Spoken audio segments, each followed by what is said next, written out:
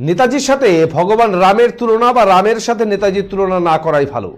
দুজনেই আলাদা ব্যক্তিত্ব এবং দুজন মানুষ তাদের জীবনে এমন কিছু করে গেছেন যা প্রচুর মানুষের আরাধ্যের জায়গায় পৌঁছে গেছে। নেতাজি ও ভগবান রাম প্রচুর মানুষের কাছে আরাধ্য। সম্ভবত তিনি একজন ব্যক্তি যার জন্মদিন পালন হয় কিন্তু তার মৃত্যুদিন পালন হয় না। তিনি সত্যি অমর। রাজ্যের বিভিন্ন ইস্যু নিয়ে মঙ্গলবার বালুরঘাটের সাংবাদিক সম্মেলনে এই মন্তব্য করলেন বিজেপি রাজ্য সভাপতি সুকান্ত মজুমদার।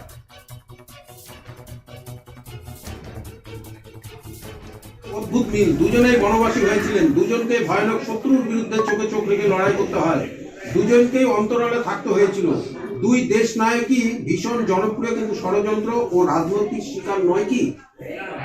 দেখুন, নেতাজির সাথে ভগবান রামচন্দ্রের তুলনা, ভগবান রামচন্দ্রের সাথে নেতাজির তুলনা যেভাবে বলুন না কেন, আমার মনে হয় কারোর সাথে কারো তুলনা করা উচিত নয়।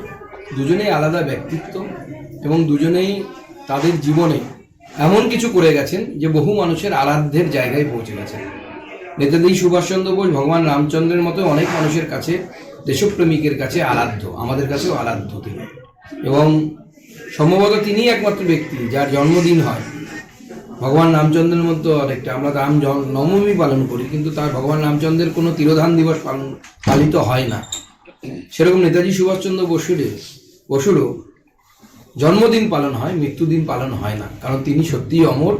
বাংলার শুধু নয়, ভারতবর্ষের, এমনকি অবিভক্ত ভারতের, পাকিস্তানেরও বহু লোক যারা সেই সময় নেতাজি সুভাষচন্দ্র বসুর সাথে কাঁধে কাঁধ মিলিয়ে লড়াই করেছেন, যখন নেতাজির 100 বছর হয়েছিল সেই সময় তারা ভারতবর্ষে এসেছিলেন, তারা পর্যন্ত তখনও নেতাজিকে স্মরণ করেছেন এবং সবার মনের মধ্যে নেতাজি আছে।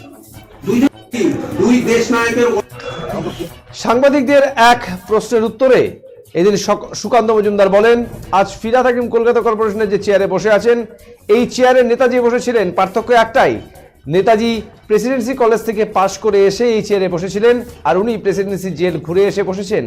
তাই নেতাজি নিয়ে তার বক্তব্যের কোনো মূল্য নেই বাঙালির কাছে। জন্মতে জাতীয় ছুটির দাবি করেছেন ফিরহাদ হাকিম, কি বলবেন এটা নিয়ে? দেখুন, শুধু ফিরহাদ হাকিম সাহেবকে মনে করিয়ে দিতে চাই যে নেতাজি সুভাষচন্দ্র বোস এক সময় কলকাতা কর্পোরেশনের মহানগরী ছিলেন। আজকে ফিরহাদ হাকিম সাহেবও সেই কলকাতা কর্পোরেশনের মহানগরী। পার্থক্য হচ্ছে একজন প্রেসিডেন্সি কলেজ থেকে পড়েছিলেন, একজন প্রেসিডেন্সি জেলে ছিলেন। আজ বীরভূমে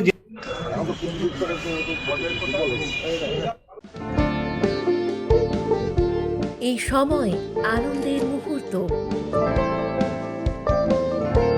এই সময় জীবনকে আলোকিত করা, এই উৎসব আসল হাতের জাদুতে। এই সময় সমৃদ্ধিকে ঘরে আনা। Senco gold, gold and diamond, RRN road, old post office পাড়া সাউথ, কোচবিহার।